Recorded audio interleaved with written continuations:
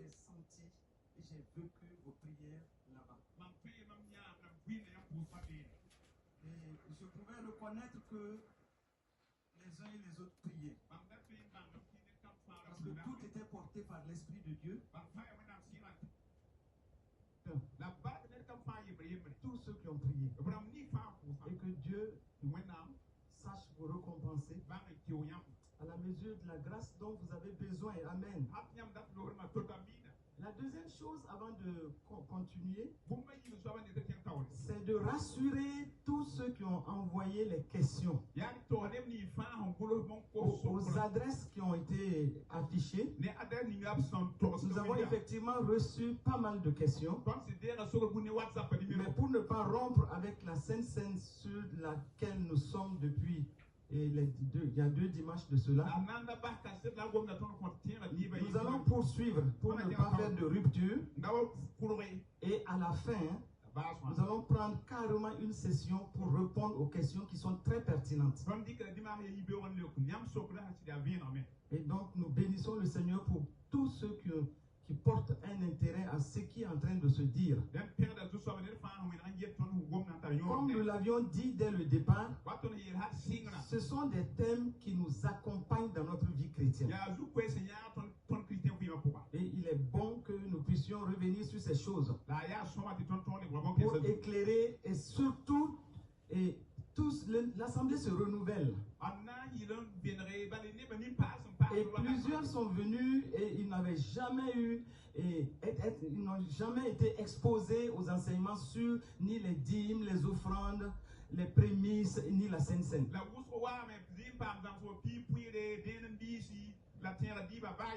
C'est vrai que plusieurs étaient obéissants.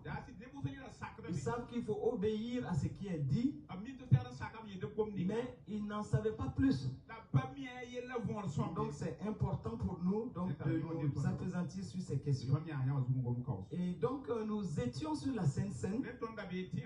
Et si vous vous rappelez bien, nous avions défini la Sainte Seine comme le saint dîner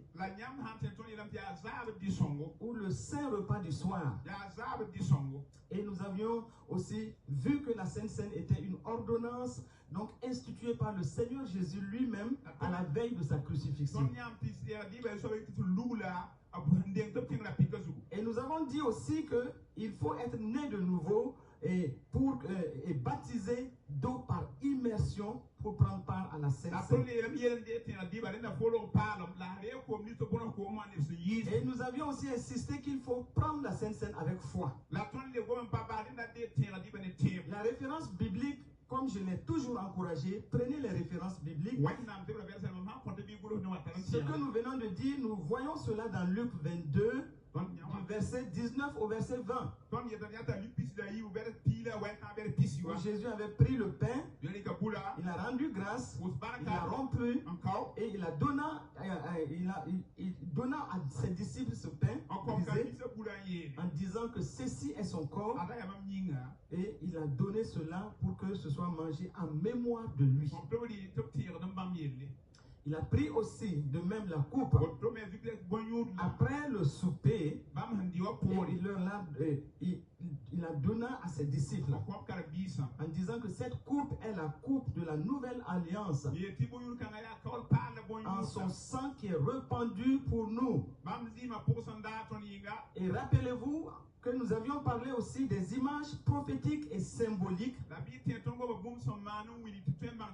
de la Sainte Seine depuis donc l'Ancien Testament. Le premier élément, c'était lorsque Melchisédek avait offert du pain et du vin à Abraham. La référence biblique, c'est Genèse 14 au verset 18. Il a apporté du pain et du vin. Et il a dit qu'il était le sacrificateur du Dieu très saint, très haut. Et nous avons bien insisté sur le fait que Melchisédek, qui n'a ni père ni mère, ni commencement ni fin, est une figure de Christ. Et donc la référence biblique, c'est Hébreux 7 1 à 3. Vous allez lire cela après. Et donc, nous avions dit également que le pain et le vin qu'il avait apporté à Abraham annonçaient prophétiquement la Sainte Seine. Et Melchisédek a béni Abraham. Comme Christ bénit ceux qui participent à la Sainte Seine. L'autre image prophétique et symbolique, c'est la Pâque en Égypte. Là, vous avez sur cette référence biblique du Exode 12, 1 à 28. Prenez le temps chez vous de lire ces passages. Vous allez comprendre ce qui est dit. Parce que là, le peuple d'Israël devait manger un agneau sans défaut, accompagné de pain sans levain et d'herbes amères, et le tout sous le signe du sang sur les linteaux. Donc l'agneau pascal représente Jésus-Christ. C'est l'agneau de Dieu. Et nous avions insisté aussi sur le fait que Jean-Baptiste, dans Jean 1, verset 29, quand il avait vu Jésus venir pour le baptême, il avait dit ceci: voici l'agneau de Dieu qui ôte le péché du monde.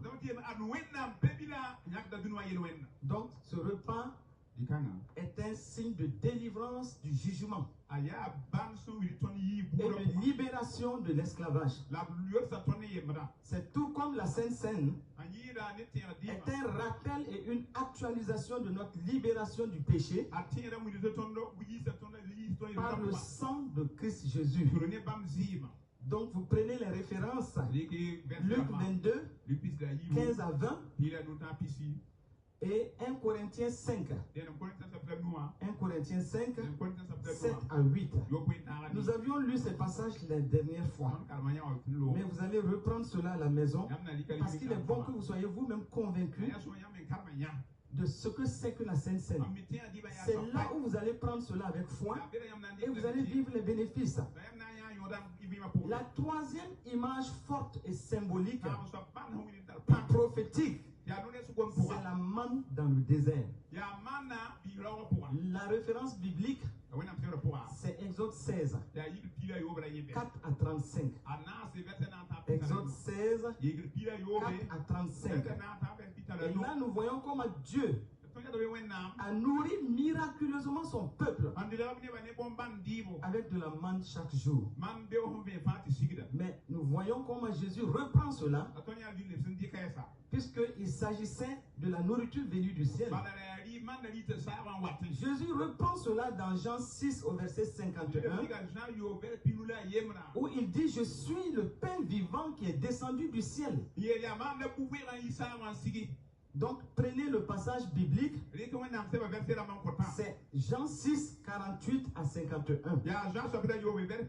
Mais précisément au verset 51, il dit: je suis le pain vivant. Tout comme la manne descendait du ciel et nourrissait le peuple, les enfants d'Israël, Jésus nous dit: je suis le pain vivant qui est descendu du ciel. Quatrième image, l'eau sortie du rocher. Et il est dit: ils ont tous bu le même breuvage spirituel. Et ce rocher était Christ. Le passage biblique se trouve dans Exode 17, verset 6. Et Moïse a frappé le rocher et de l'eau en sort pour désaltérer Israël. C'est pourquoi l'apôtre Paul a repris cela plus tard à l'adresse aux Corinthiens, où il a dit qu'ils ont tous bu, dans 1 Corinthiens 10 verset 4, qu'ils ont tous bu le même breuvage spirituel, car ils buvaient à un rocher spirituel qui les suivait. Et ce rocher était Christ. Maintenant, nous avions aussi entamé la Sainte Seine dans la Nouvelle Alliance. Je l'ai dit tantôt, la Sainte Seine fut instituée par Jésus-Christ lui-même lors de son tout dernier repas avec ses disciples. Et c'était à la veille de sa crucifixion. Voyons cela dans Matthieu 26, versets 26 à 28. La veille de sa crucifixion. Il est dit, pendant qu'il mangeait, Jésus prit du pain. Et après avoir rendu grâce, il le rompit et le donna aux disciples en disant, prenez, mangez, ceci est mon corps. Et il prit ensuite une coupe et après avoir rendu grâce, il la donna aux disciples en disant, buvez-en tous. Et il dit, car ceci est mon sang, le sang de l'alliance, qui est répandu pour plusieurs pour la rémission des péchés. Et Paul donc en a eu la révélation et nous décrit cela dans son épître aux Corinthiens, dans 1 Corinthiens 11, du verset 23 au verset 29, en disant, car j'ai reçu du Seigneur. Il a vu cela. Il en a eu la révélation. J'ai reçu du Seigneur ce que je vous ai enseigné. C'est que le Seigneur Jésus, dans la nuit où il fut livré, prit du pain et après avoir rendu grâce, le rompit et dit, ceci est mon corps qui est rompu pour vous. Faites ceci en mémoire de moi. De même, après avoir soupé, il prit la coupe et dit, cette coupe est la nouvelle alliance en mon sang. Faites ceci en mémoire de moi. Toutes les fois que vous en boirez. Donc par ces paroles-là, Jésus venait d'instituer la nouvelle alliance en son propre sang, entre lui et ses disciples et entre les disciples eux-mêmes. Donc il a continué en disant, car toutes les fois que vous mangez ce pain et que vous buvez cette coupe, vous annoncez la mort du Seigneur jusqu'à ce qu'il vienne. C'est pourquoi celui qui mangera le pain et boira la coupe du Seigneur indignement sera coupable envers le corps et le sang du Seigneur. Que chacun donc s'éprouve soi-même et qu'ainsi il mange du pain et boive de la coupe. Car celui qui mange et boit sans discerner le corps du Seigneur mange et boit un jugement contre lui-même. Donc nous voyons que la Sainte Seine est le signe extérieur de la nouvelle alliance au sang de Jésus à laquelle nous sommes participants. Et cela est bien expliqué dans le passage que j'avais donné avant, dans Luc 22 au verset 20, où il avait pris la coupe et il l'avait donnée aux disciples en précisant que c'était la coupe de la nouvelle alliance. Donc la pratique de la Sainte Seine avec révélation et avec foi permet de manifester de nombreuses bénédictions pour nous et nous avons part dans notre union avec Christ aux bénédictions réelles que Jésus nous a données. Nous allons voir aujourd'hui très rapidement 3 buts essentiels donc de la Sainte Seine. Le premier but c'est quoi? Comme il l'a dit dans ces passages que nous venons de lire, le premier but c'est de commémorer la nouvelle alliance établie. Chaque fois que nous prenons la Sainte Seine, nous sommes en train de commémorer la nouvelle alliance. Puisqu'il a dit, faites ceci en mémoire de moi. Autrement dit, souvenez-vous toujours de comment l'alliance a été initiée. Souvenez-vous toujours de là où cette relation a commencé et n'oubliez jamais. C'est ce que ça veut dire. Le deuxième but c'est quoi? C'est perpétuer cette nouvelle alliance. C'était également pour que les disciples. Et par prolongement, nous aujourd'hui, qu'ils continuent de perpétuer cette nouvelle alliance et la garder toujours devant eux. Afin donc de faire de cette relation avec le Christ, dans l'union avec le Christ, une relation continue, à la fois entre Jésus et ses disciples et entre les disciples que nous sommes nous-mêmes. Le troisième but, c'est renouveler la nouvelle alliance pour éveiller notre esprit aux standards de Dieu et aux exigences de sa parole. Autrement dit, la Sainte Seine nous garde toujours dans la conscience de notre union avec Christ. Maintenant, je vais juste donner aujourd'hui 4 exigences de la Sainte Seine et nous allons nous arrêter là. Le repas de la nouvelle alliance, d'autres même appellent cela le repas miraculeux. Ça a des exigences, non seulement envers notre Seigneur, mais aussi entre nous les membres du corps de Christ, dans nos relations les uns avec les autres. Et concernant notre relation les uns avec les autres, sachant que la nouvelle et la Sainte Seine, qui est le repas de l'alliance, comme je l'ai dit, 4 exigences. D'abord l'engagement envers le Seigneur et envers tous les frères et sœurs.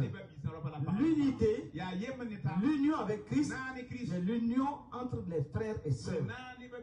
L'amour, l'amour de Dieu, mais aussi l'amour entre nous les frères et sœurs, mais aussi la loyauté envers Dieu, mais la loyauté entre nous tous. Voilà donc ce que je peux dire aujourd'hui. Et par rapport à l'engagement, nous allons, je pense que j'ai introduit